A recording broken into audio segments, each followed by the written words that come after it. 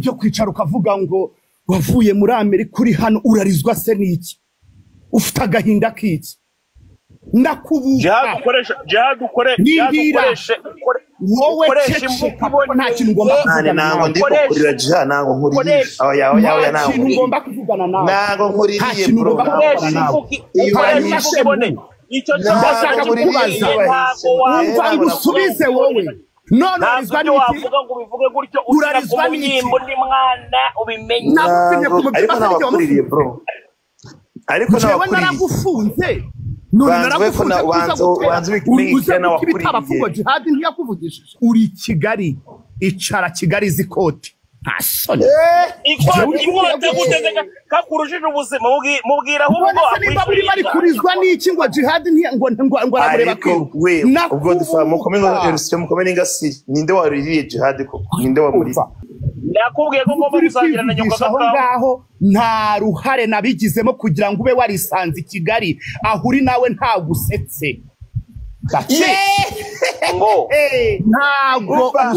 bafumbira imisumi inkweto zanjye ujya witaba icara rero uberwe nayo urambaza iki sawa rero sawa urambaza iki ahubwo se iriya njiji ntango yize gutuka ndera Philipita bakamufunga mani bikajya no kugenda nkabura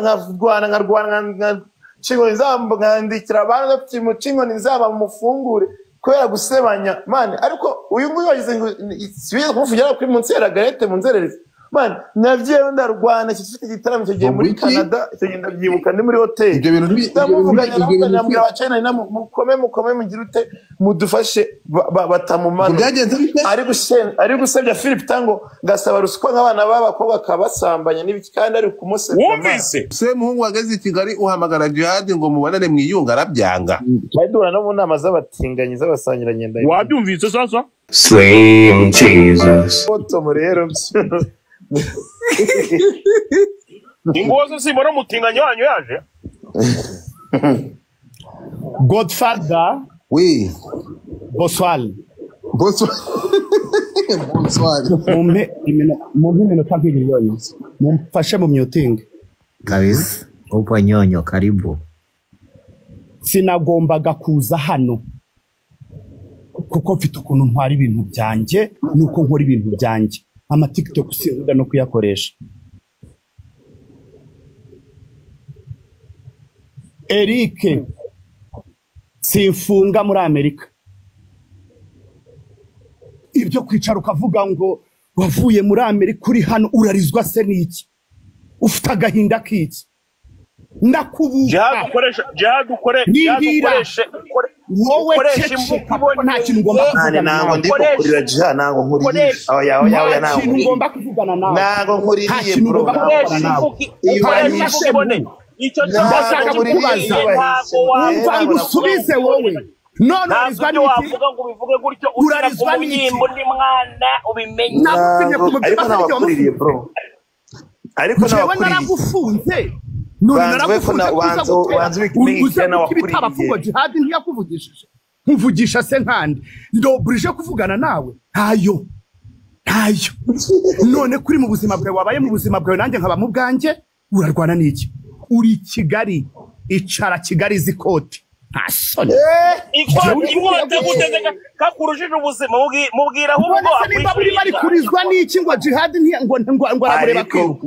ubwo dufa mukomeye ngasi ninde waririye jihad ko ninde wamuri ngo yanze go kuvugana nawe ubu nkushubije hano kugira ngo ntazagira ukuntu mbitindaho ndavugana nawe se turavugana uretse turavugana hano oya Godfa natsi minota 2 mfasha nyikoresha reka bakuvugiremo reka undi nawe agenda avuga reka undi nawe avuge wagitinganye umva gatingana n'amabere wowe ndagusubiza wowe ntagurambona we yitandisi wowe uzambona semuhu baho mu buzima bwawe nanjye nakubwiye ko ngomba gusangira na nyoko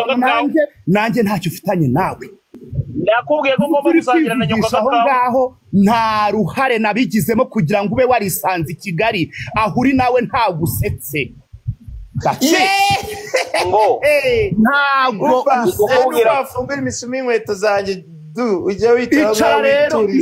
icara rero uberwe nayo urambaza iki sawa rero sawa urambaza iki ntuzongere mari nuteze pe aho uri kwitaka itake ntacyo urarwana n'iki urarwana n'iki baho mu buzima bwawe icara ahubwo icara Kigali Code Semuhungu Kigali tanye senza nkabamaze umwaka nibwo igiye kunyota none se urumva usetse oya ndi kuri igisaho komera mwagiye mureka isharisha nakubwiye ko nta ruhare nabigizemo kugira ngo wisange i Nyarugenge mwagiye mureka ishari mukana n'abandi mu mahoro nakubwiye ko nta ruhare n'abantu bose bari hano barabizi none se ko cyagiye ubwego no gutinganya bihunga nimujyana mu nama se mu kwa zijyamane ku giti cye man ibyo nawe wisubize we urakoze cyane nge nagusubiza ku bintu bitari kuvuga mfite ikibazo cyangwa i Kigali n'ibiki byose ari kurwana n'iki wagumye mu ukora ikibazo jiha wamekinze ngiye wari cyo ndi kurwana cyo karo wanwe kuzuna live ngiye wari cyo ndi kurwana cyo kari uko bavuze kuri jari ngo wagatasohoka ngo mwabanaga n'ibiki ngo nanze kuguha imbabazi ngo ndakureba nkiruka utiruka wa mugore we nange jone twahuye muri nuza mu inama ya Nobreza Hotel ngabaza Madoxi uyu muhungu dupfiki kuri 17 z'ukwa gatanu nango wiruka oya nango wiruka ona umutima guci umutima ntawo yakurana nawe icyaha ni kibi gushakana nawe icyaha gici ninjye wakurije kontineri ngo wisanga i Kigali ninjye wakurije kontineri ngo wisanga i Kigali None wibwira yuko usetse wibwira yuko usetse ni wowe usetse guma mu buzima bwawe nanjye ngume mu bwanjye ntuzongere ahubwo reka nkubwire ntuzongere kugira umuntu ntuma kuko nta reka nkubwire oya bagutumyeho undi azongera kukubaheza uzaba uri hanze se ntuzongere ayo jya kurururiho rutoroheje ngwini Nyarugenge rutoroshye wakwiturishe uruguriho ko rutoroshye Godfather narinje gusubiza Eric kubera bari banyohereje ntuzenye ibyo bari kodinze hano sindi gusubizanya nawe wowe kasuku wowe huzambu Semunga azakugemurira Semunga azakugemurira nta kibazo kandi agira urukundo azino guteka nta kibazo agira urukundo Semunga agira urukundo bihagije ibyo birahagije byihorere jiha reka tubishireho umucyo ibi bireka kantu tugashyiraho umucyo ibyuko aka kantu ntuza akoze statement nani Semuhungu yuko we na Kadete wo muri ntuza wo muri Sweden ari mwe mwamugambaniye icyo ngicyo ni kimwe kavuga ati n'umutima wanjye uraremereye icyo ngicyo tugishyira iruhande ngo mwaramugambaniye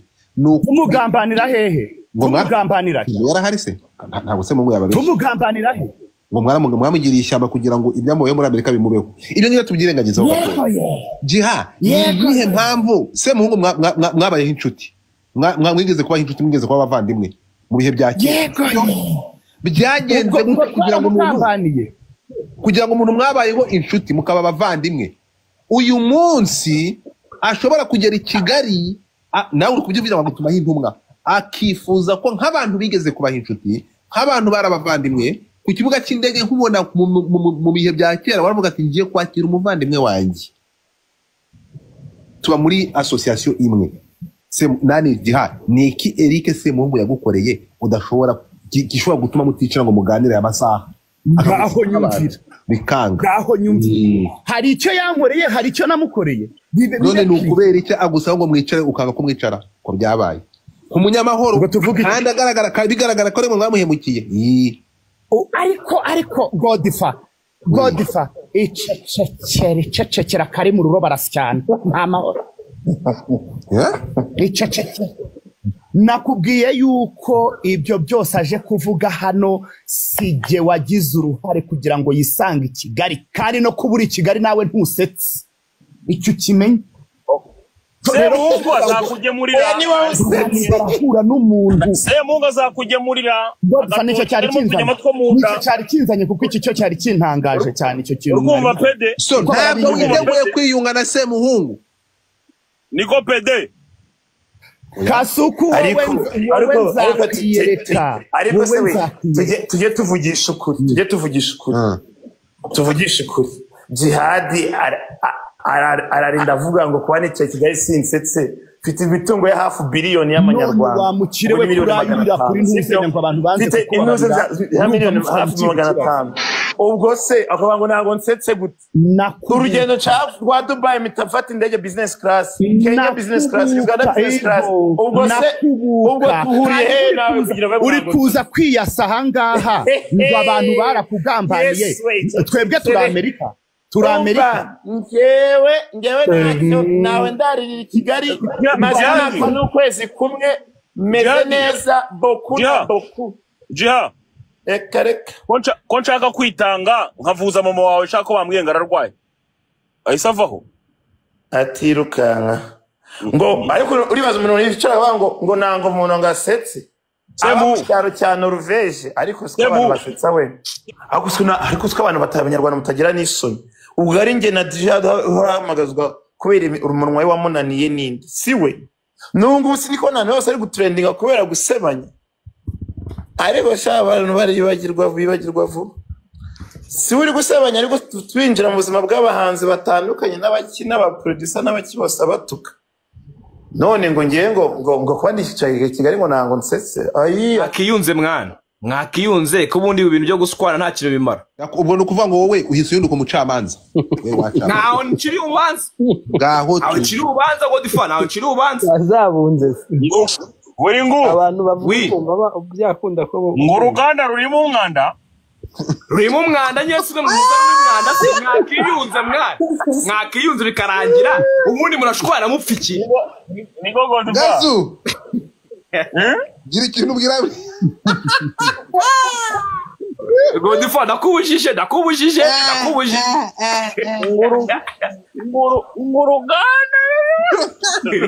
uru ruganda rusya kawunga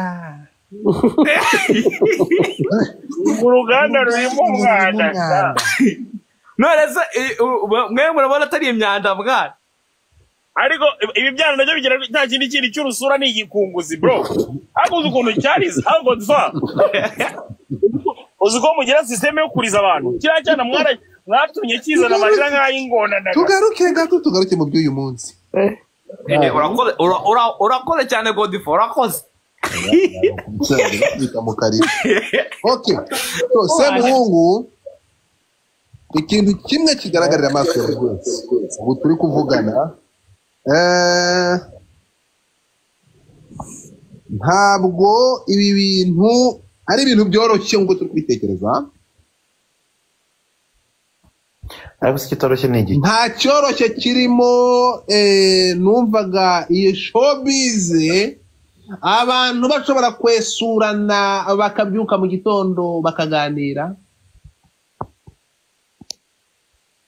uretse naba cyangwa namwe na Dekati yicaranye na Yago kuri pani imwe baraganira ejo bundi mani reka nkubwire abantu bagomba kujya besurana ariko icyo dupfana gikaruta icyo twapfa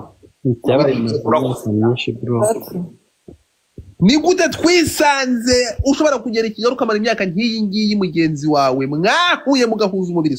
mugahuza urukundo kuko yaje kukwakira i Kigali ndabyiruka mu bihe byashize ariko Godfather Jihad ko nawe abaseka Semuhungu ngo yarafunzwe urugomba ko nawe umunsi yagiye bazabyina kadendera ko bazabyina ahubwo se iriya njiji ntabwo yize gutuka ndera Filipita bakamufunga mani bikajya no kugenda nkarwana cingoni zabo nkandikira abantu bafite mu cingoni zabo mufungure kubera gusebanya mani ariko uyu nguyu wagize ngo sibiye kumuvugira kuri munsi ya garete mu nzererezi mani navyeyo ndarwana kifite igitaramo cyo giye muri Canada cyo genda byibuka ndi muri hotel ibyo bintu ndamuvuganya n'abanyamwira abacana mukome mugira ute mudufashe batamumana ari gusebya Philip tango ngasaba ruswa nk'abana b'abakobwa kabasambanya n'ibiki kandi ari kumusebya wumvise uwo ni we gihadiro mu nimero ya Philip tango byaje kurangira bite Philipita yeze abanyina musemba aramubabare kubera ngewe man uzabaze Philipita ni yababariye jihad kubera ngewe man icyo gihe mbiho ni muri Amerika na Philipita atari n'inshuti cyane ariko anziho nyine Philipita ndagusabye ndakwinginze baramufunze bro barafunze jihad yaramaze icyumweru nuko inkuru bageze hati ko bakayisiba ku gihe baramufoto yambaye n'amapingu ariko ngenda musabira imbabazi avamo mutima wanjye ariko ngewe niwe wirirwaga ncumikano Jack umuzanye ahangaha n'ibintu mbonye akoze sha akoze iki Jack igihe jade rero baga ibyo yabaga ntabwo yike se ntabwo muhereje gift ariko se uyu muhereje gift ariko bivuze umuhereje gift ariko bivuze ntugateranya abantu man oya bose nazo nguhana gutanga gift ni bya danje wa kigoryi iyo ubona umuntu arimo arababaza ndukamuha gift bira ntabwo bikwiye oya nawe genda gakeya ntukasira kugonganisha abantu ugeze umva ngiye mvuga jade mu kanwa kawe ngiye mu bireke nta kibazo man nese umva ikibazo cyari iki gift nta kibazo wewe buri ngo ngiye nta munyangire ngira man urambaza iki gift nta kibazo ngira gift nta kibazo buri ngo ahubwo ari banihere gift buri ngo wi iyo mikino ntago nyikunda urabizi iye mikino urabizi uruganda rurimo umwanda gift oya reka nkubwire gift bitage abantu bari mu kibazo niwe dusigano hejuru ya bintu birakomeye so banyarwandakazi ngira ngo urumva umujinya w'umurando uranzuzi Eric nta kintu wari warakoreye jihad kimubabaza ataravuga aricyo gituma yagukoreye ngewe nuko ndamukatinze off ubwo 2010 ubwo nyine yajyaga nko muri charity event yo gufasha abantu none nyuma akaba yakora ko ashaka gutwika akava agatukana agasebya abantu cyo gihe kera yarega ibintu amazemo igihe none batse abantu bazajya babona twagiye gufasha ahantu abantu babona umuntu waruhagarariye anuza yanjye ni uri gutukana bigende gute bimubuza rimwe kabiri gatatu kandi iyo yaramaze gufungwa aho yarabonye hisomo yanga kumva namwe yatiro nitandukanyije nawe rero nibwo yarakaye nyuma za kwifatanya na Cadette aribwo so nukuvuga ngo wirukanye jihad mu kazi exactly umwirukanye ajya kwifatanya nari Cadette Tubaru okay now byavuye kwa kurundi rwango rwavuye wumva twahise dushwana gutyo just like that kada so niba mbyumvishe neza ahangaha ni nk'amakimbirane yavuye ngira ngo nabonye njye namuzaga gutukana mani kuko njyewe sinjya no ku muntu utanyinjiye cyangwa se utanyinjiriye cyane mu buzima so ubwo rero ya mutipe yajyaga ngo ni ugutwiga agatukana abantu agatuka ngo bashatse ngo naho dukecuru rega nubwo bageze bakaba inshuti z'ukuntu yamusebyaga muri za piripiri mani agasebya abantu akamutuka nka batse ari gutwasha dubigena nawe shadubi ari inshuti yanjye ari gutukuriya muntu kandi ejo bazabona yagiye gufasha bizitwa gute ntambwira hamwe ati mani ngo wabonye isomo byo wakoze Philipita bari bakumanuye warekeye uri mu biti Philipita mani niyumve nyine aza kwivumbura turi muri groupe yanjye yivumbura ko yari umuntu twari twashyizeho witwaga Migambi John Madden Rwanda wari wayisanganiye Migambi uretse gato Migambi aza kwivumbura ngo ko Migambi twamugize umuyobozi wa groupe arangije nyine avamo tutangira gutyo nyine atakitaba kandi noneho icyo gihe naramuhuje n'abadamu muri Belgique za Sweden za yose bamufasha bamugira ute kubera njyewe bega no kumenyekana se njyewe jari njye amufungura email za 2010 njye amufungura Facebook muri za 2012 gutyo njye amugeje kuri social media mu magambo make neza nimero ya Mugabe urafite nimero ya Migambi ushakira iki se Migambi ndayifite uyu Mugambi muramwibuka Migambi namubwiye ko ari umutinganya yanga kubyemera nanga ari umutinganya man nese noze yangerimo yari abatinganya yafashaga abantu so nibi ako nawe wayimpaye nimero nango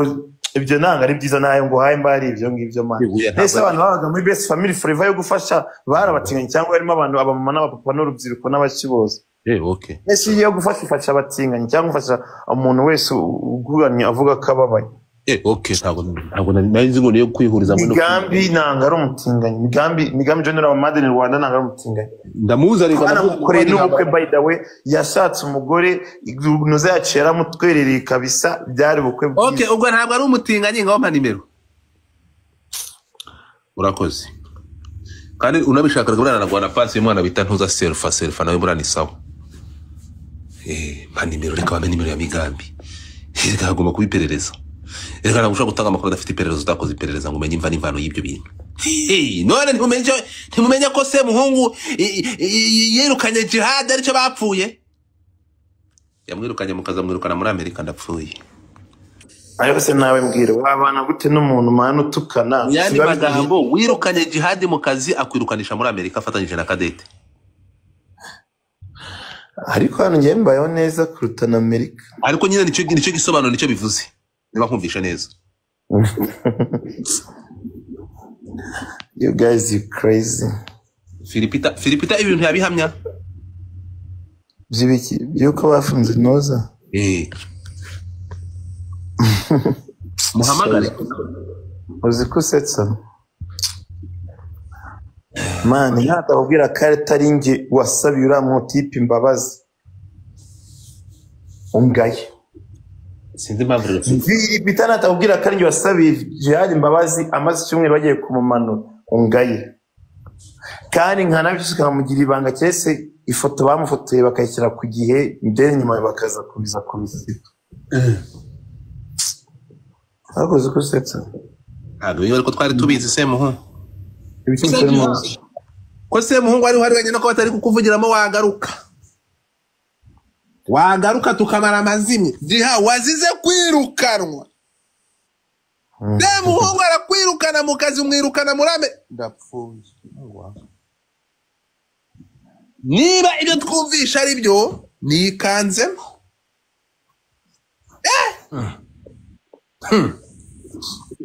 niba tuje gusanga ko ari wowe wamwirukanye mbere yuko ariko aka kantu ni danje wamwirukanye mu kuyobora abantu cyangwa ishyirahamwe ryawe yisunga umwanzi wawe Kadete muri Sweden bakwirukanisha muri Amerika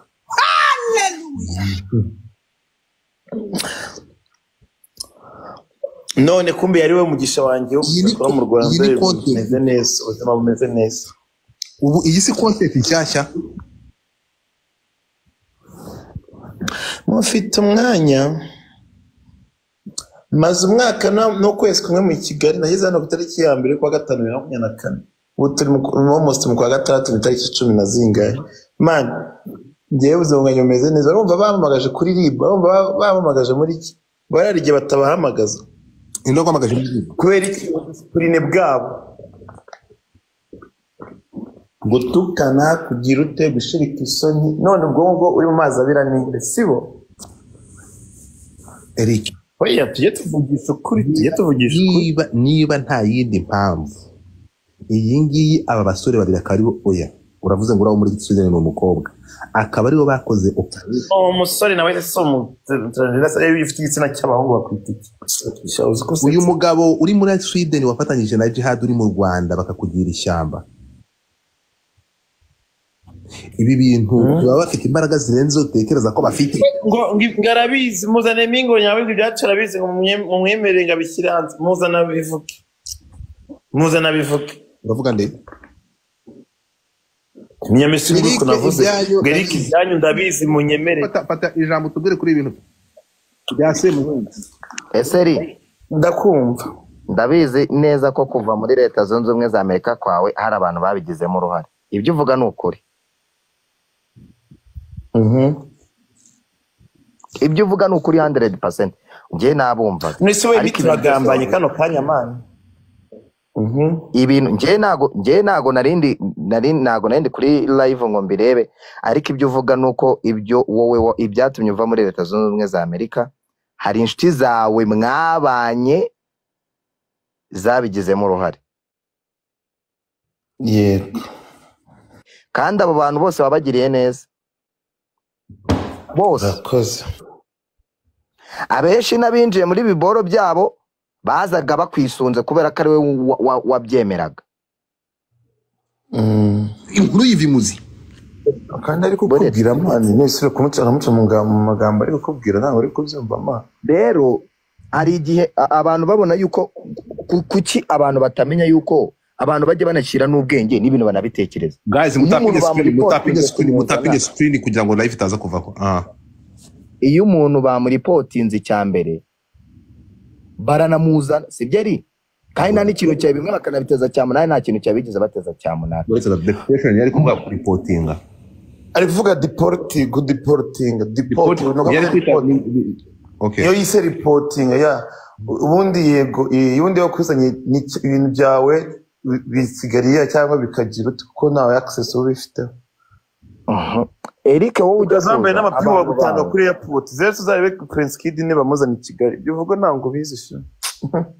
Nyine ni kwipingo bagwerekanya kuri airport kwipingo. Kandi Eric yuza ko wenda yuza no ko warakoze ibyaha bya danje ubu waranaje ukaba wajya no gufungirwa imageragere. Aba bantu rero Eric reka mukosore ibyawe urabanza bagufungira imyaka imbari 25 cyangwa 30 cyangwa 15 ukabanza ukayirangiza, barangiza bagukura muri prison bagushyira no muri immigration proceedings yo kucyura kugira wumve ko nta mikino iba muri Amerika. Urangiza ibyo muri criminal case ukaza muri immigration urangije igihano cyawe sentence yawe. Ntabwo kuvuga ngo ugenda urangiriza iwanyu igifungo ibyo se bibaho. Ariko Godfather ntabwo bibaho. We Eri wazemereye umuntu witwa Godfather cyangwa Godfather agashaka umukobwa witwa Erika? Erika Keza nanjye kumuvugaho karenge abantu wenda wasanga atamuzi. Erika Keza wo muri Beri usigasigaye bibera Belgique byose arazikira wampaye WhatsApp Erika ubundi umuntu uzi ibi bintu bya Eric Semuhungu. Erika se abantu baza kubivuga bose nta numwe babizi. Umuntu ubizi neza byose ni umukobwa witwa Erika Keza Erika. Wampaye nimero afite amakuru yose. Umuntu witwa Keza reka nyiguhe. Ko afite ikintu ko afite ninyo. Kiza bari cyacho mu Rwanda basigara. Ni kiza mwana icyo gikobwa. Ubu no umumama. Ubu no umumama w'abana babiri. Babiri. Godfather rero twebwe wenda dushobora no kubivuga wenda bakavuga ngo byagenda. Uwo mukobwa witwa Keza Erika ni uzi ibintu byose bya Eric Semuhungu n'inshuti z'abandi bantu ntavuze. Nabariri pupe nabandi. Musharing live. Ubundi mushinga gatebe. Belgique baryanye sasa. Oya nabyo. Ese baryanye. Ari abanyamatiku muri benshi bampaye nimero barenga nka 20. Ese simba ngo aya makuru yuzi. Ariko bana mukunda iteko murakicwa n'uburoro. Ariko Eri Karamba ibintu Keza Erika azavuga ntihazagira ikintu urenzaho. Ibyo kandi umuntu witwa Godfather azabanza aze kunyandikira ndamubwira umuntu azabanza kubaza mbere yuko ari bubaze Keza Erika, kuko Keza Erika ashobora kuvuga ibintu hakaba hari abantu barara bashatse amapasiporo bagahunga. Ngongo iki ni izina ry'Imana. Keza Erika hari ibintu ashobora kuvuga bamwe abantu bakarara bahunze. Eri ndabeshya? Ntabwo beshya nibyo. Uwo rero witwa Keza Erika ni ubitse ibintu byinshi, amabanga y'uru ruganda byose byo mwibaza. Uwo Keza Erika ko atitaba iwabo bararyamye imana araryama ariko Semuhungu ibi bintu biri kubaho ku nshuti yawe y'akadasohoka biri kuvugwa inshuti y'agasohoka ninde Godfa Jihadi na yari inshuti yanjye ndakwiyamye uramwihakanye mu izina rya Yesu ntiyagiye kugutegereza ku kibuga cy'indege yambaye umupira wa t-shirt ya Semuhungu ntabwo ari muri timu yawe ibyo byari kera byararangiye ngwiki ngewe igihe abantu basebanye n'abatukana kuri social media ndakwiyamye nyuma y'ibintu byumvishe umeze ute nta kintu umvishe ahubwo mumbwire kugira ngo Franco yambi reka kwiraza inyanza muri cyo gusuhuzanya turi muri nabyo nzi n'ukuri mu nyiremo muri makeya Gasuku ijambo ni ryanyuramo Semuhungu kugira Godfa yo shangazi umukuyemo arimo arisuhuriza abafana ari bashangazi babiri kanyema manutse kubera mwese ndabakunda tubise kabisa ntabwo nabivamo ndabakunda cyane kandi Imana ibarinde Imana ntabwo nahanga ibintu bimeze nabi cyane ku buryo Imana itaza kubyivangamo uwo ni shangazi Jenise oya Imana nibiduhaye akanya gato ibi turetse twirwana nk'abana b'abantu nayo ntije yivanga mu bintu by'abantu ko yaturemye yaduherezamo break gato tukikora Imana nibiduhaye akanya gato tuzayimunyireba muri make hano Imana tuzayitumaho tuyikeneye twagiye ijambo ni iryawe Semuhungu sobanuriye ko byagenze ntabwo nziho ukuntu ibintu byagenze bya Semuhungu na Jihadi w'umutinganyi Semuhungu urumva yashatse reconciliation hagati ye n'umutinganyi bita Jihadi ubwo yavuga muri gereza akagera i Nyarugenge yaraje aravuga ati mwese mwamvuzeho reka mbababarire ariko dukomeze tubane nk'abavandimwe gusa narabamenye mwese wantwitse ndamuzi utarantwitse ndamuzi sibyo niko Semuhungu yabigenje yo madam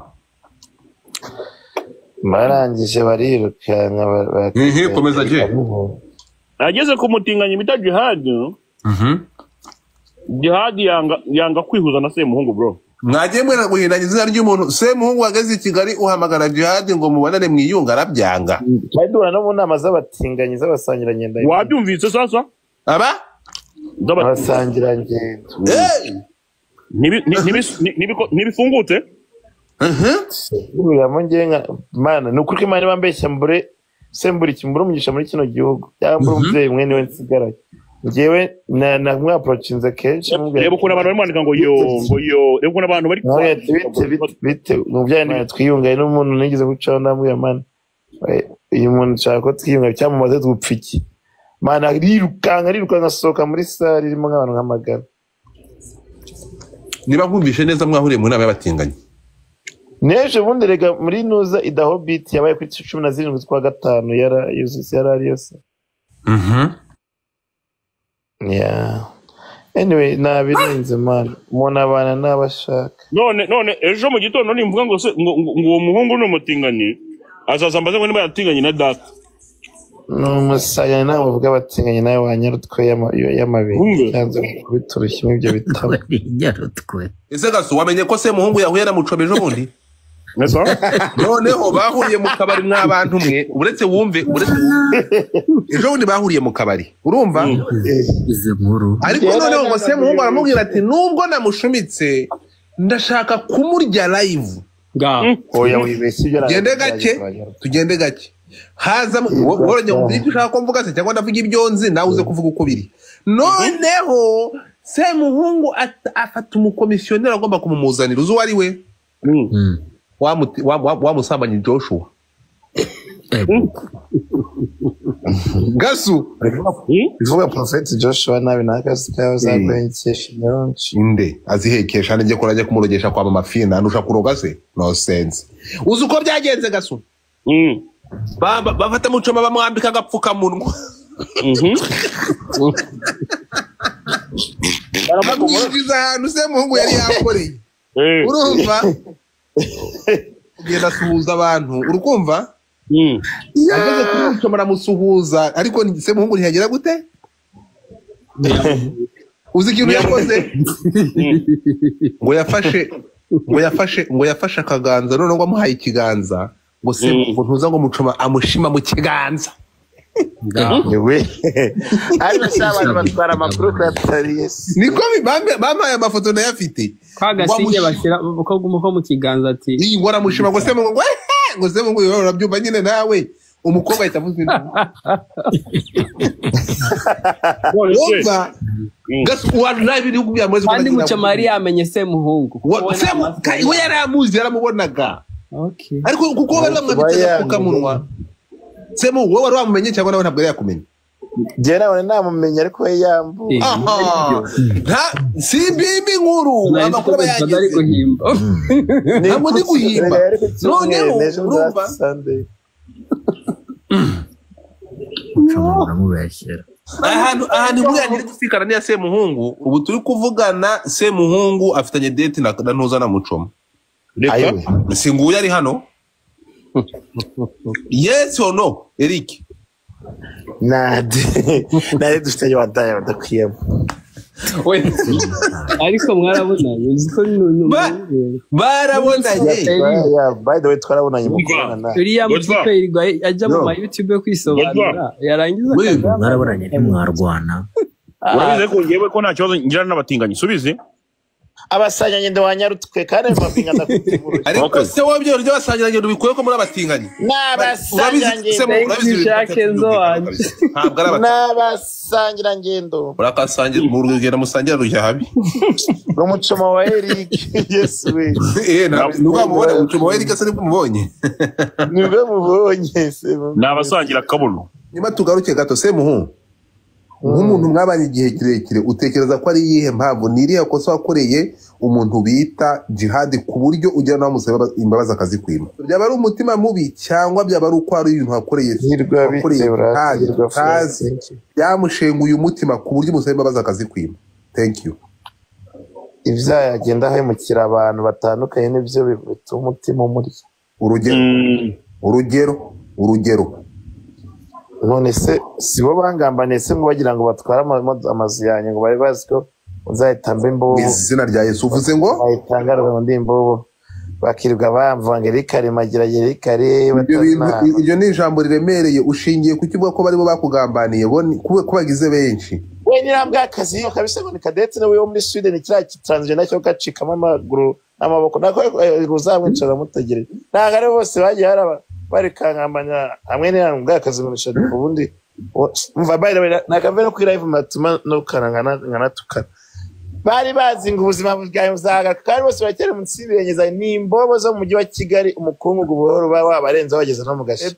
nabavu bazagwe ku gasi usanga ni Kigali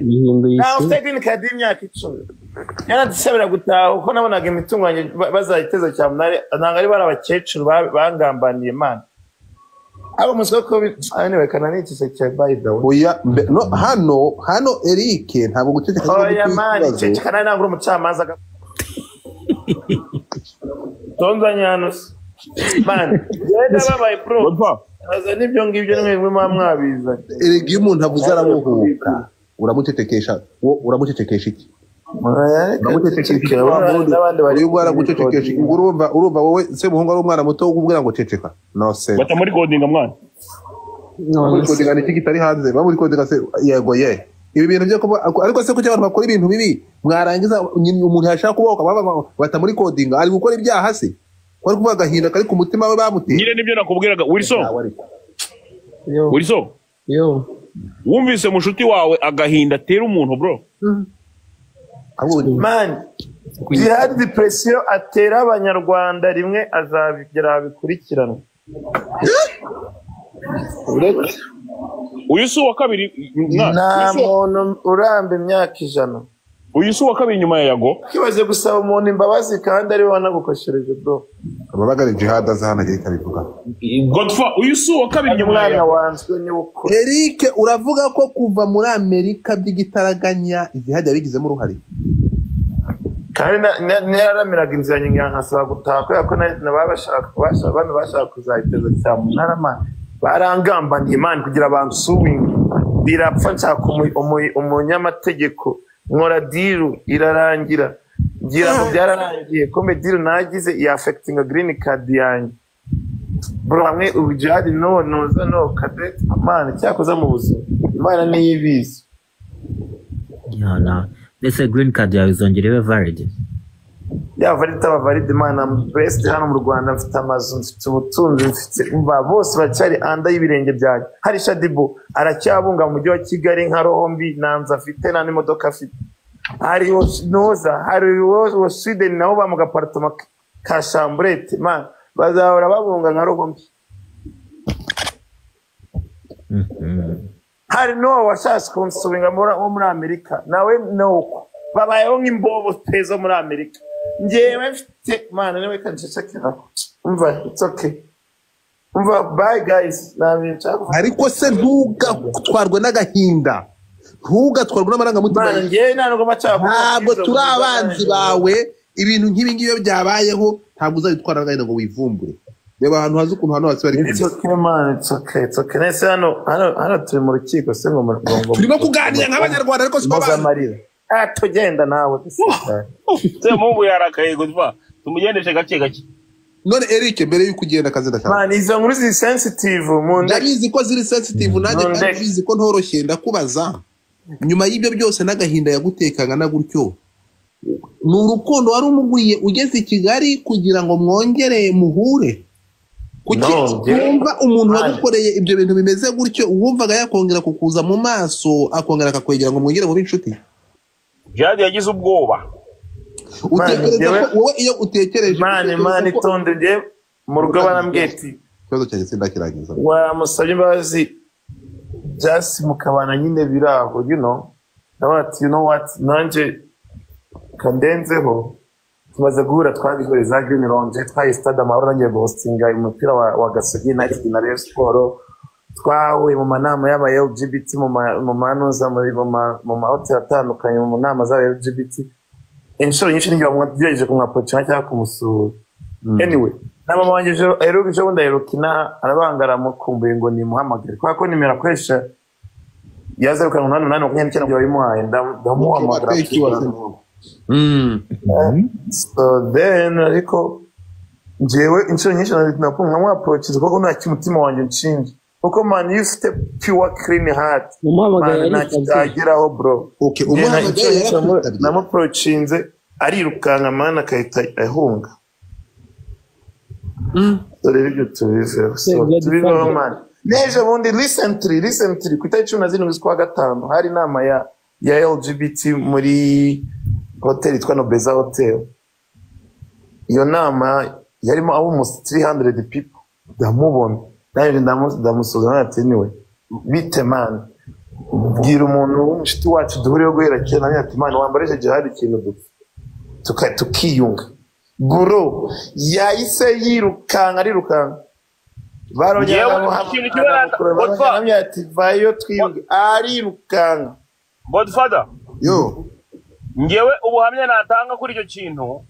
nahuye n'umuntu bita Eric Semungu muri stade ndetse n'uwo mutinganyi bita ngo ni Jihad Semungu anatera blague ujye ubyibuka Semungu yanagiye gustinga nyine umupira wa United Gasogi United na Rayon Sport Semungu anatera blague aravuga ngo Jihad wabonye Gasuku cya Jihad kiramwihorera bro subyibuka Semungu ubyibuka ibuka nyine ya urumva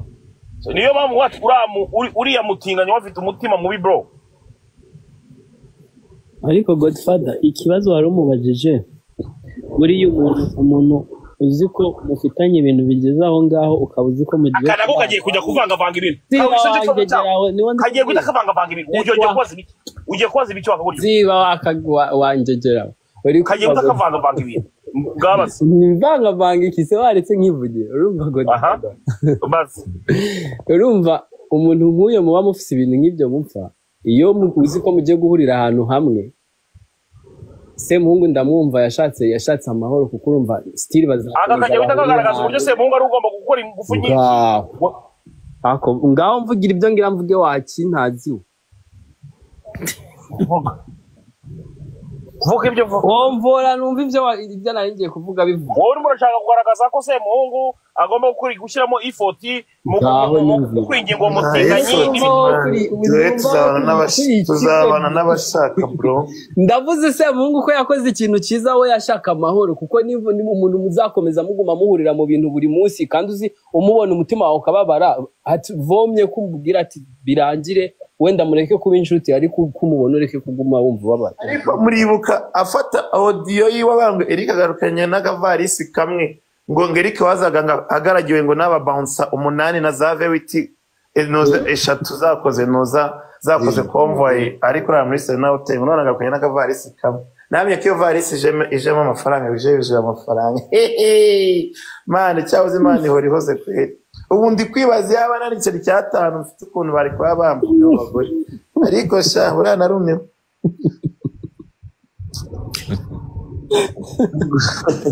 ngashego n'akavarisi kamwe wazira umukene ukajya kurara muri Serena Hotel y'amadolari 450 ku ijoro rimwe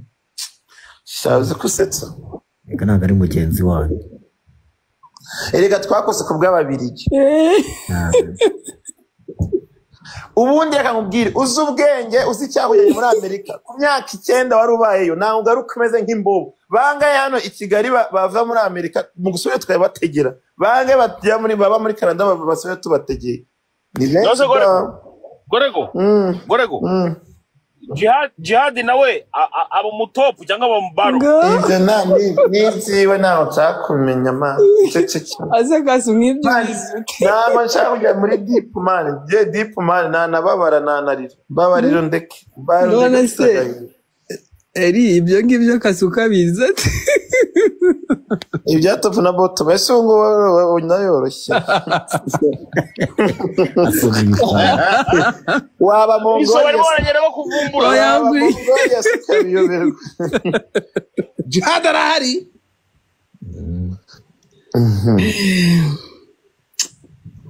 wende kazi kasuku ni bottom kasuku ni